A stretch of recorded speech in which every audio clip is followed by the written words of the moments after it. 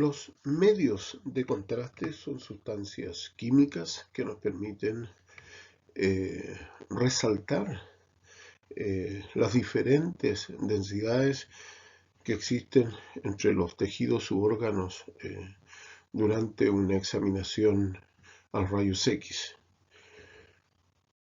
Los medios de contraste pueden ser positivos o negativos. Positivos son aquellos que aumentan los coeficientes de absorción a la radiación y negativos aquellos que disminuyen el coeficiente de absorción a la radiación. Entre los positivos, los más conocidos son los medios de contraste iodados, que estudiaremos con detención, los medios de contraste baritados, y entre los negativos podemos distinguir el aire, el CO2 y también el agua, que se utiliza en algunos exámenes de tomografía computarizada. Una definición simple es una sustancia química que utilizada por diferentes vías hace visible un órgano o parte del cuerpo que en su estado natural no puede ser visible, teniendo como condición su inocuidad y fácil eliminación. Se pueden clasificar de diferentes formas, según su comportamiento en disolución, en iónicos y no iónicos, si se transforman en cargas eléctricas o no, según su estructura química, en monómeros y dímeros, y según su concentración en medio de contraste hiperosmolares, hipoosmolares e isoosmolares. Las principales características físico-químicas de un medio de contraste son su solubilidad, la osmolaridad y la viscosidad. La solubilidad se refiere a la facilidad con que un medio de contraste o un soluto se disuelve en un solvente. La osmolaridad se refiere a la cantidad de partículas de soluto que existe en una solución, y la viscosidad se refiere a la fuerza que se opone al libre flujo de una sustancia cuando la empujamos, como por ejemplo a través de los vasos sanguíneos. El ácido triiodo benzoico es el medio de contraste del cual nacen todos los medios de contraste que utilizamos en la actualidad. Este medio de contraste vemos que contiene un anillo de benceno, el cual contiene 3 átomos de yodo en las posiciones 2, 4 y 6. En la posición 1 contiene un grupo ácido, y en la posición 3 y 5 radicales que permiten que se comporte de una u otra forma en el organismo. Por ejemplo, que se eliminen los medios de contraste por vía renal o por vía biliar, por ejemplo. Bueno, este medio de contraste como tal no puede ser utilizado para ningún estudio, puesto que es un polvo. Debemos hacerlo soluble. Para que sea soluble, se recurre a utilizar sales de medio de contraste. Conocido que las sales se disuelven fácilmente en un medio aquoso.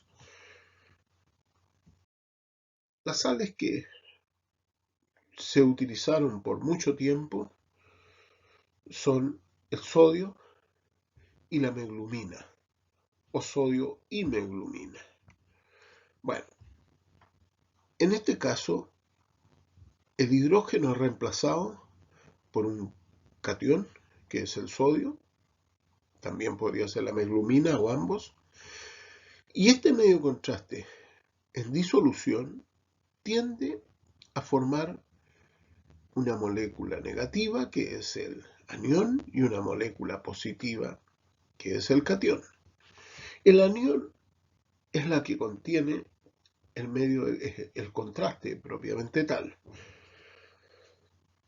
Esto tiene importancia porque una molécula originalmente en disolución da origen a dos y solo una de ellas tiene el átomo de yodo, los tres átomos de yodo que confieren el contraste propiamente tal. Muchas moléculas en disolución son responsables por las condiciones, por las reacciones adversas en el organismo.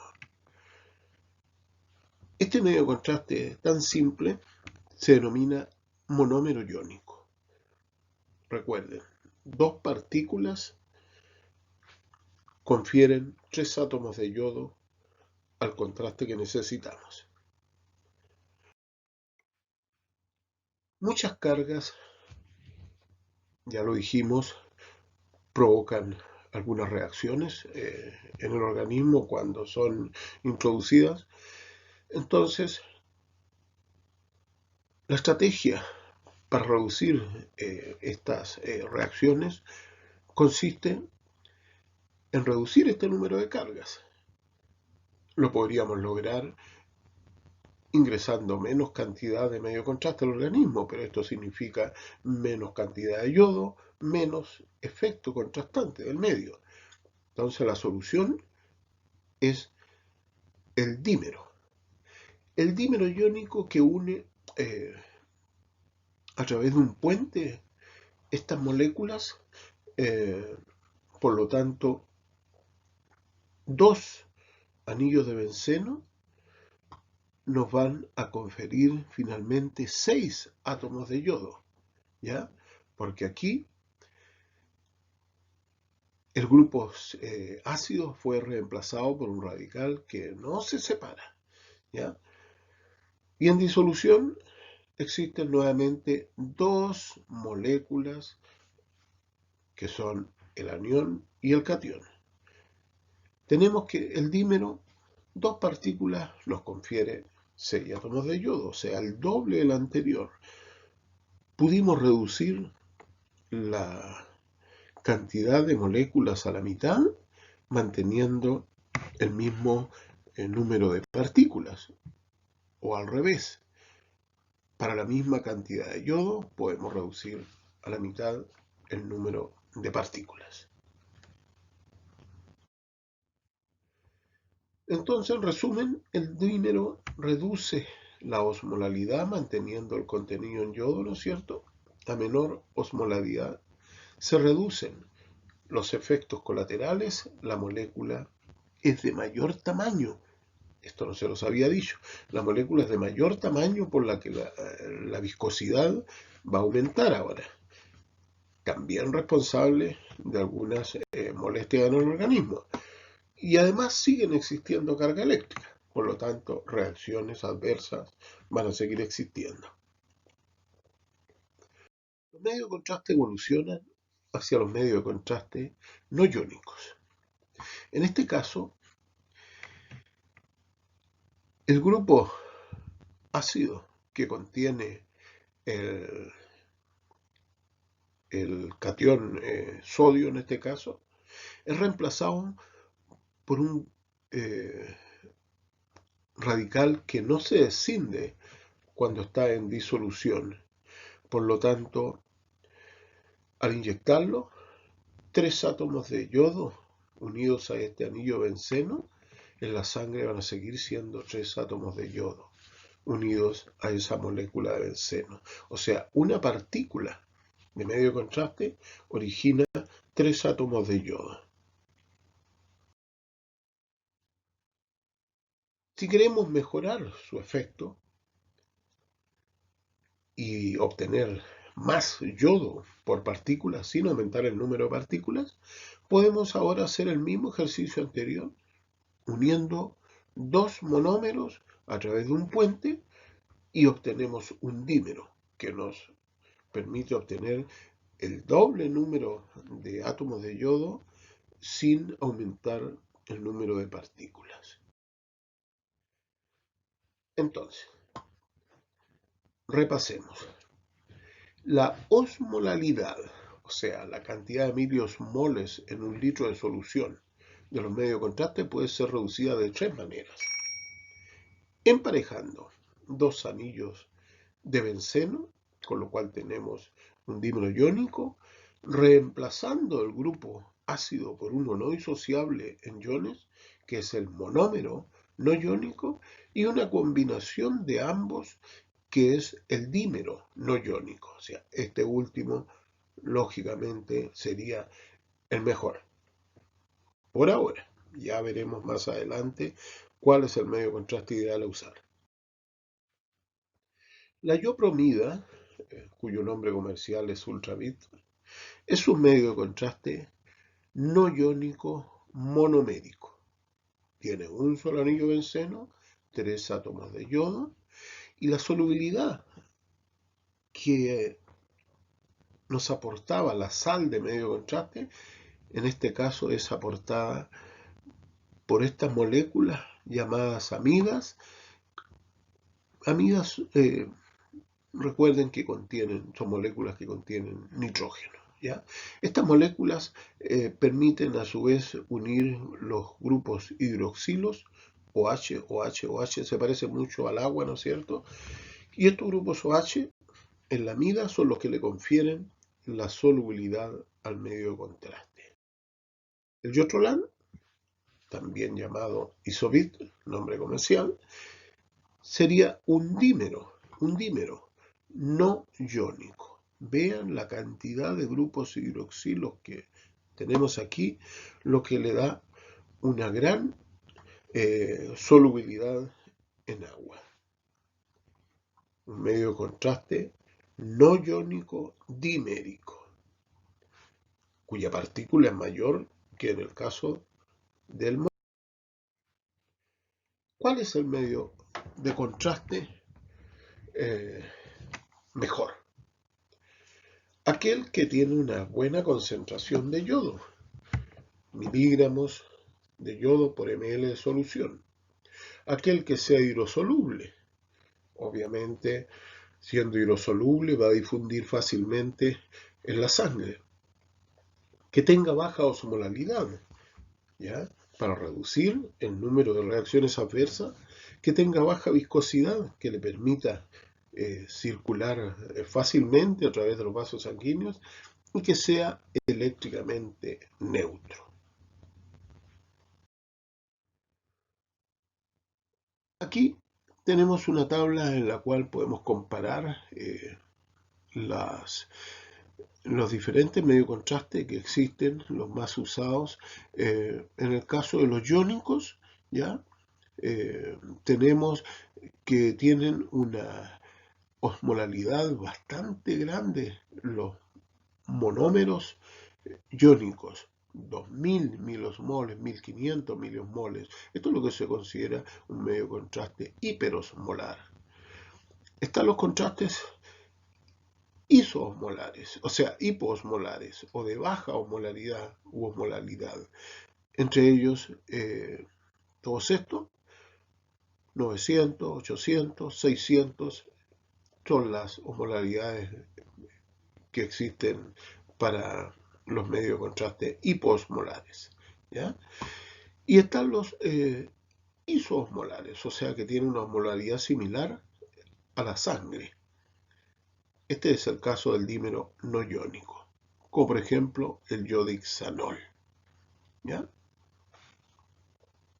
Lo que más se usa son los monómeros no iónicos,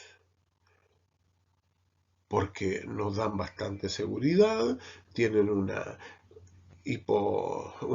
osmolaridad baja, una viscosidad aceptable y un tamaño de molécula adecuado y además un precio adecuado. Los dímeros no iónicos, si bien es cierto, tienen una osmolaridad similar a la de la sangre, son moléculas más grandes, por lo tanto tienen una mayor viscosidad, representan mayor dificultad a su inyección y además, por ser moléculas más grandes, existe cierta dificultad en pacientes con problemas renales, con nefropatías crónicas. Por lo tanto, lo que generalmente se utiliza es el monómero no iónico. ¿Qué pasa con los medios de contraste en su paso por la sangre y su eliminación por los riñones? Los riñones sabemos que filtran aproximadamente unos 180 litros de sangre al día, que a su vez producen 1 a 2 litros de orina. Los medios de contraste que no se reabsorben se eliminan por la orina casi completamente, pues hay otras vías de eliminación, ya las veremos más adelante. A su paso atraen agua, ¿ya? Y los medios de contraste no iónicos se dice que atraen menos agua, por lo que se encuentran más concentrados, ¿ya? Se encuentran más concentrados y permiten evaluar de mejor manera el sistema urinario. Los medios de contraste en el corazón, ¿cómo se comportan? Cuando inyectamos un medio de contraste, la contractilidad, conocida como inotropismo, y el ritmo cardíaco, que es el cronotropismo, se pueden ver alterados, provocando una sobrecarga de presión y de volumen. La conducción, que es el dromotropismo, también se puede ver retrasada, y estos efectos obviamente son menores con los medios de contraste no iónicos. Imagínense cuando inyectamos una cantidad, por ejemplo, de 50 cc de medio contraste y llegan bruscamente al corazón. Este medio contraste necesita ser neutralizado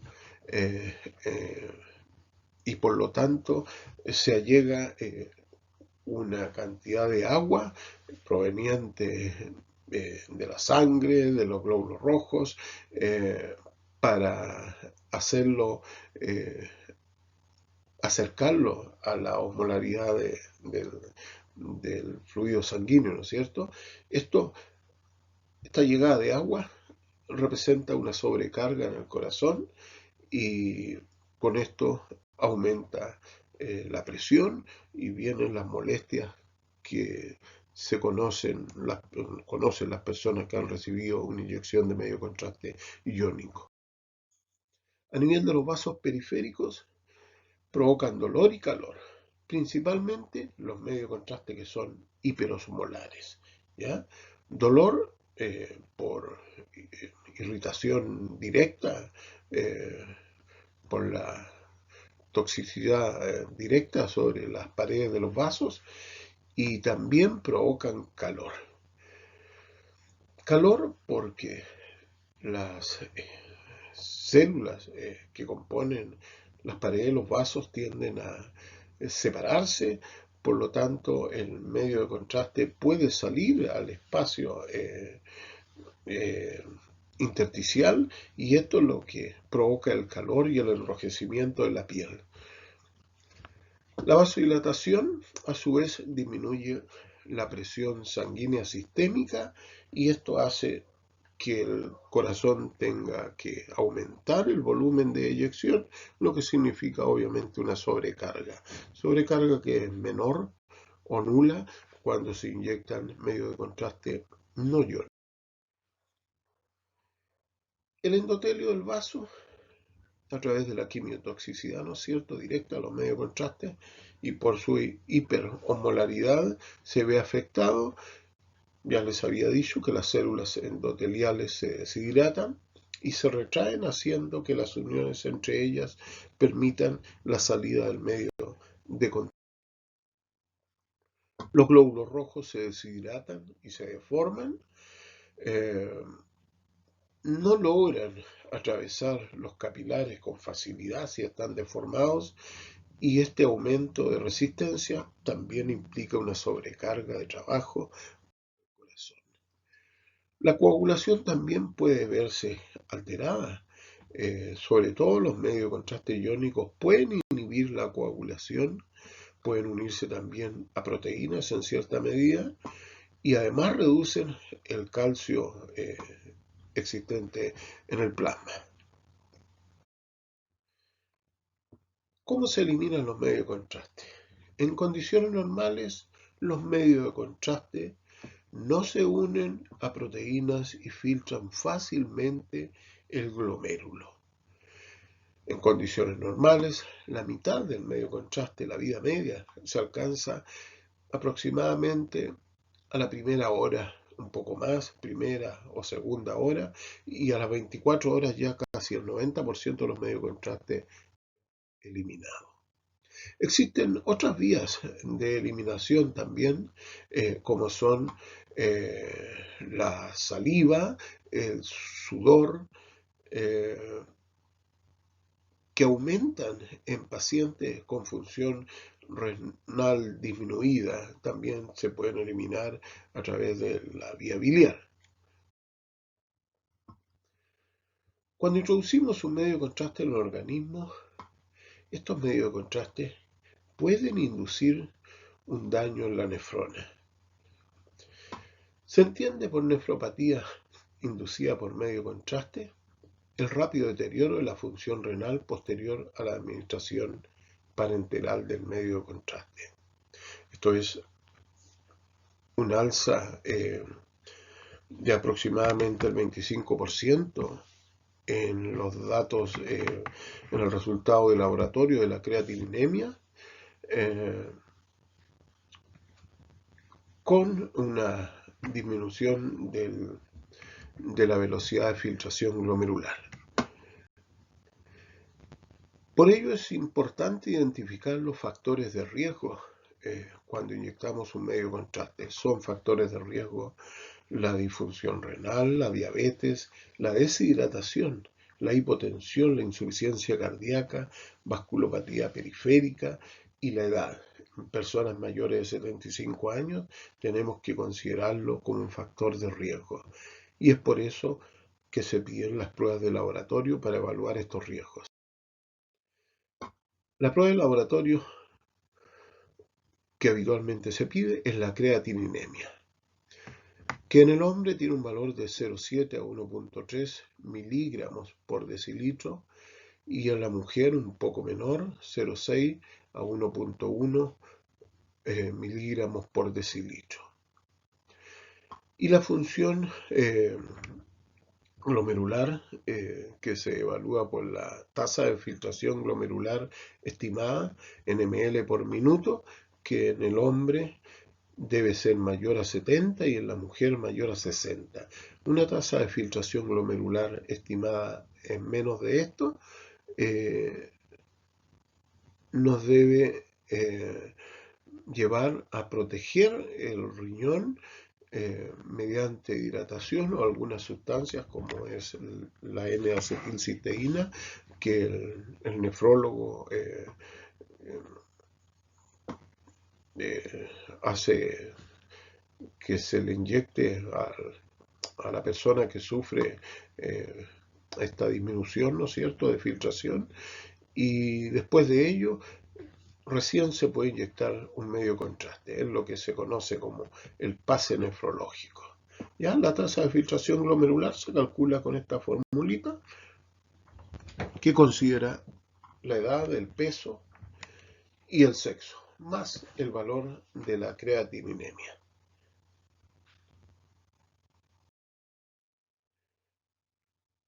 Cuando inyectamos un medio de contraste, yo les dije que podían haber reacciones adversas del organismo a esta inyección. Estas reacciones adversas pueden ser variadas y van de leves, medianas a graves. Existen dos mecanismos por los cuales puede haber una reacción adversa a la inyección de medio de contraste. El primero se refiere a la toxicidad directa, a los riñones, al sistema cardiovascular, al sistema nervioso central. Y el segundo es la hipersensibilidad, ¿ya? o lo que se conoce como alergia. La primera tiene relación directa con la cantidad de contraste que inyectamos. La segunda da lo mismo. Un cc o 100 cc en un paciente que tenga hipersensibilidad al medio contraste va a reaccionar exactamente igual. Las reacciones quimiotóxicas en los riñones provocan un rápido deterioro de la función renal. En el sistema cardiovascular hacen bajar la presión, aumenta los latidos, provocan arritmia, pueden provocar finalmente un paro. En el sistema nervioso central pueden provocar lo que se conoce como reacción vasovagal, ¿ya? Esto es una baja de la presión y también de la frecuencia cardíaca. Provocan mareos, cefaleas, convulsiones. Y están las reacciones de hipersensibilidad, ¿ya? Que se relacionan con la liberación de la histamina desde los mastocitos y basófilos circulantes y con la activación e inhibición de sistemas capaces de producir efectos anafilactoides, ¿ya? Como es el llamado sistema complemento. Su aparición y gravedad es independiente del volumen que inyecta. Aquí tenemos un brazo, antebrazo, a la altura del codo, ¿no es cierto?, con una serie de enrojecimientos en la piel. Esto es lo que se conoce como una urticaria. Aquí tenemos formación de ampollas o abones. Aquí tenemos un edema labial y palpebral. Esto es una reacción alérgica ya de mediana gravedad. La hipersensibilidad inmediata es aquella que ocurre en los primeros minutos. El 70% de las reacciones ocurren en los primeros minutos, ¿ya? Existe una gran cantidad de reacciones que ocurren en los primeros 20 minutos posterior a la inyección. Y también existen reacciones que son tardías, que ocurren al día o a la semana después y que simulan un estado gripal. Son las menos frecuentes. Las reacciones leves, el 4 a 12% ocurre con los medios de contraste iónicos. Y el 0,7 al 0,3 con los medios de contraste no iónicos. Fíjense que disminuyen casi a un 25%, disminuyen un cuarto cuando utilizamos medios de contraste no iónicos.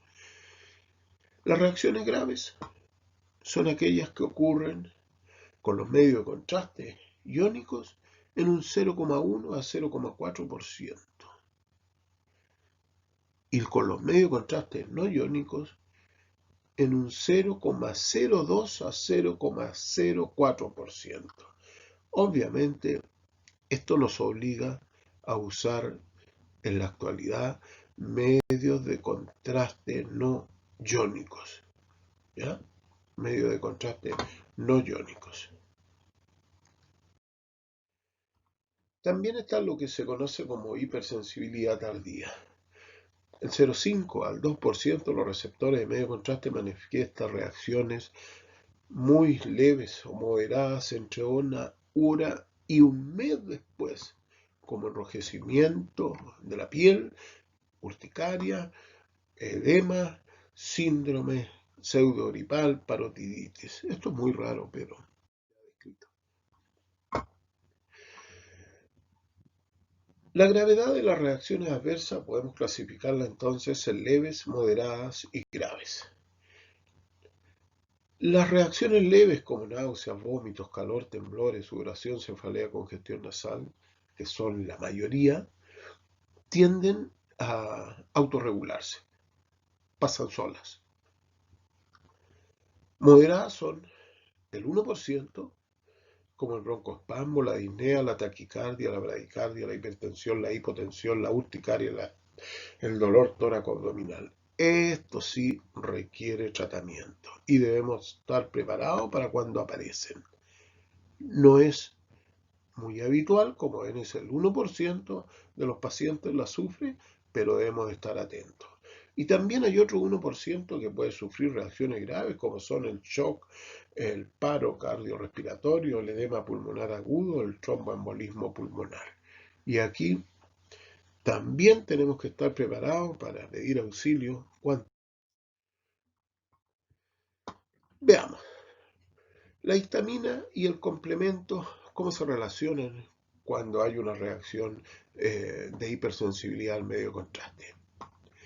Cuando los medios de contraste actúan sobre los basófilos y los mastocitos, pueden activar el sistema complemento y desencadenar una reacción en cadena que es lo más parecido a una reacción anafiláctica y se conoce como una reacción pseudoanafiláctica. La temporalidad de esta reacción, la activación del complemento 3 y luego el complemento 5, no tiene mayor importancia, solo tienen que saber qué ocurre. Bueno, este es un dato que les doy, pero que no es necesario que se lo aprendan, solamente que sepan que existe, que se da. Es como se activa el sistema complemento. El complemento 1 lo activa la C1 estearasa, ¿no es cierto?, una enzima. Esta enzima, a su vez, es inhibida por C1 esterasa inhibidor. La disminución de C1 esterasa inhibidor activa el sistema. O sea, cuando falta C1 esterasa inhibidor, es posible que se dispare el C1 que se active. Y los niveles de C1 esterasa inhibidor aumentan tras la inyección de corticoides. Les digo esto porque los corticoides son una de las sustancias más utilizadas para prevenir la aparición de reacciones adversas. Se utiliza la premedicación, como lo veremos. ¿Qué hacer en caso de emergencia, ¿no es cierto?, que aparezcan las emergencias con las que los vengo amenazando? En el caso de las náuseas y vómitos, tranquilizar al paciente, fármacos antinauseosos o antieméticos, si existen a la mano, evitar la aspiración del vómito, esto es ladeando la cabeza hacia izquierda o derecha para que no aspire los vómitos del enfermo mientras está expulsando contenido por la boca.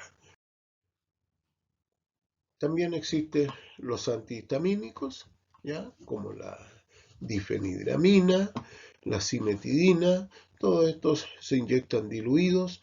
Nosotros no tenemos que decidir la inyección de ellos porque generalmente lo hace el médico. Nosotros tenemos que saber que existen y saber dónde están para cuando sea necesario utilizarlos. Y en el caso de los corticoides, el que se utiliza más es la hidrocortisona, que viene en presentaciones de 100, 500 y 1000 miligramos y se inyecta en pocos minutos, entre un par de minutos y media hora. Se inyecta lento, eso es lo que les quiero decir. ¿Qué hacer si aparece urticaria? Cuando aparece esta mancha de la piel, este enrojecimiento con picazón de la piel, ¿ya?, observarlos, inyectar difenidramina 25 a 50 miligramos o clorfenamina 10 a 20 miligramos intravenosa o intramuscular, según lo indique el médico. En el caso de urticaria grave, ya con enrojecimiento en todo el cuerpo y edema proveniente de los vasos, se utilizará difenidramina en dosis similares a lo anterior, pero además cimetidina, ambos diluidos en inyección lenta y por separado. ¿Ya? No deben mezclarse los medicamentos. En el caso de que baje la presión y el corazón esté latiendo más lento, lo que se conoce como una reacción vasovagal, así como que sienten que se van a desmayar, el suero salino al 9%, suero fisiológico, ¿no es cierto?, en infusión rápida. Esto sí que lo podemos hacer con toda seguridad, no hay ninguna contraindicación para no hacerlo, ni necesitamos esperar que alguien nos autorice a hacerlo. Ustedes toman un suero y lo hacen pasar. Esto ayuda rápidamente a mejorarse al enfermo. Como el enfermo ha perdido líquido a través de los capilares que han dejado pasar suero al espacio intercelular, ¿no es cierto?, intersticial, el enfermo empieza a perder volumen circulante, está sudoroso y con esto nosotros recuperamos rápidamente el volumen sanguíneo. Oxígeno, 3 litros por minuto. Con ese caudal el enfermo se sentirá inmediatamente mejor. Si no lo necesita, da lo mismo, nunca está de más aportar oxígeno. Atropina, que puede repetirse cada 3 a 5 minutos, hasta un total de 3 miligramos, y levantar los miembros inferiores y controlar el pulso. Esto ayuda a recuperar la presión sanguínea y recuperar el ritmo cardíaco. Ahora, ¿qué pasa si baja la presión, pero el corazón empieza a latir más rápido? El tratamiento es similar. Suero salino en infusión rápida, oxígeno 3 litros por minuto, y si esto no es suficiente, vasopresores como la adrenalina, la dopamina, levantar miembros inferiores. Nuevamente, esto debe manejarlo el médico. Nosotros debemos saber que existe, dónde está, pero es el médico quien lo indica. Fíjense las cantidades pequeñísimas que deben inyectarse. Cualquier error en las dosis puede hacer el efecto contrario al deseado. En el caso de una reacción anafiláctica severa, nuevamente el suero salino es nuestro salvavidas, el oxígeno, la adrenalina subcutánea, en este caso, intramuscular o intravenosa. Cuando los bronquios se contraen, se estrechan, nuevamente el oxígeno, un agonista beta 2 como la terbutalina, albuterol o metaproterenol. Esto hace que en un puff inhalado rápidamente el bronquio recupere su lumen y permite la entrada de aire. También se indica la adrenalina nuevamente, subcutánea o intravenosa. En los pacientes de riesgo, ya vimos cuáles son los pacientes de riesgo, ¿no es cierto? Tenemos que premedicarlos.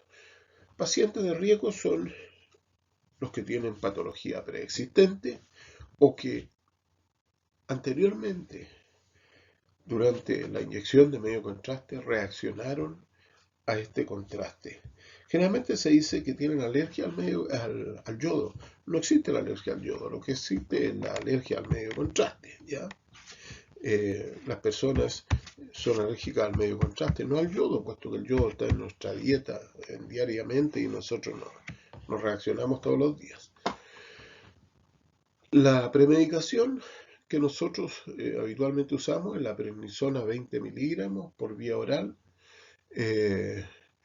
8 horas antes y 2 horas antes de la inyección del medio de contraste.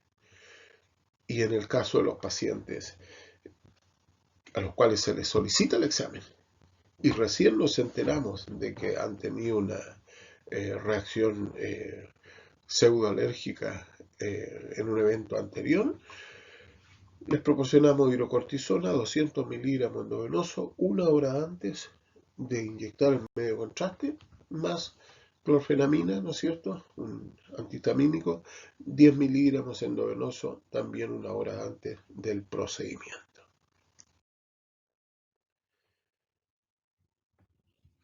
Hasta aquí hemos visto lo más necesario para comprender eh, qué hacen los medios de contraste en el organismo y por qué ocurren las reacciones que probablemente ustedes van a ver más adelante cuando estén atendiendo pacientes. ¿Se puede donar sangre tras la inyección de un medio de contraste? En pacientes con función renal normal, ya dijimos que la mitad se eliminaba a la hora, 2 o 3 horas, y el 90% en el día. Sin embargo, en pacientes con filtración glomerular reducida, se ha observado que el medio de contraste permanece en el organismo hasta una semana después de inyectado. Por lo tanto, no debería una persona que tiene alguna nefropatía donar sangre por lo menos durante una semana después de hacerse el examen. ¿Por cuánto tiempo pueden ser usados los medios de contraste una vez abiertos? La contaminación es lo que tenemos que cuidar, ¿no es cierto? Por lo tanto, no debe usarse más allá de unas 4 horas abierto el frasco. Esta contaminación es mayor en los medios de contraste no iónicos que con los iónicos. ¿Cómo deben almacenarse? Generalmente el fabricante sugiere almacenarlos a temperatura ambiente y protegidos de la luz y de las radiaciones ionizantes. Su administración puede alterar algunas pruebas de laboratorio, ¿ya? Como la captación tiroidea se ve reducida cuando hacemos un examen con medio de contraste yodado. También se alteran algunos electrolitos como el fierro y el cobre. Puede afectar también las mediciones de la bilirrubina, el colesterol y los triglicéridos. Todo esto es puede. ¿Pueden interactuar con otros medicamentos? Sí.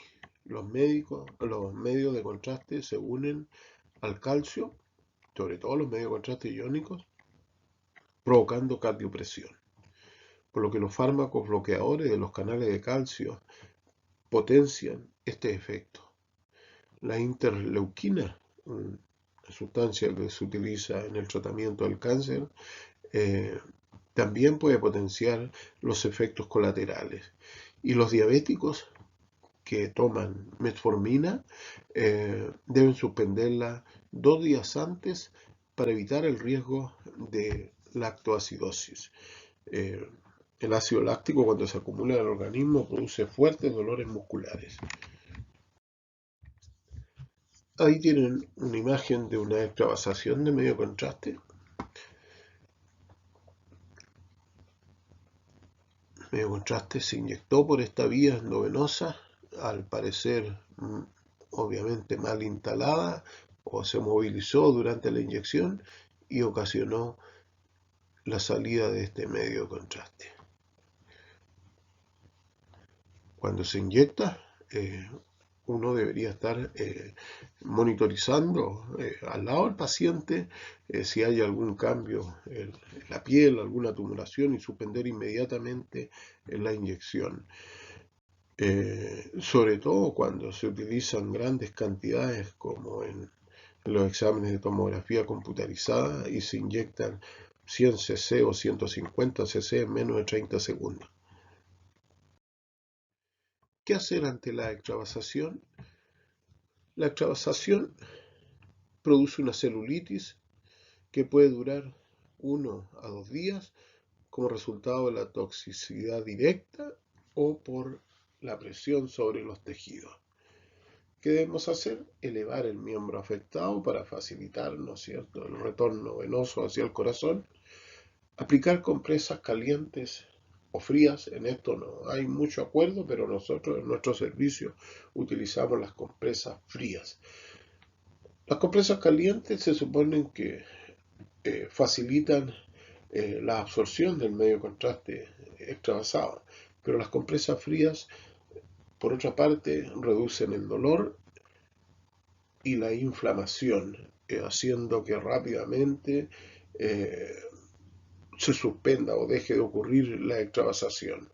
Observar al paciente durante un par de horas después de realizado el examen, explicar al paciente los posibles cambios que podría tener en el color de la piel y advertirlo sobre los signos de alarma para que concurra al hospital lo más rápido posible. Esto es, que aumente el volumen del miembro afectado, que se tenga una sensibilidad mayor, que le duela, que aparezca un enrojecimiento, puesto que esto puede estar dando lugar a algo mucho más grave como es un síndrome compartimental.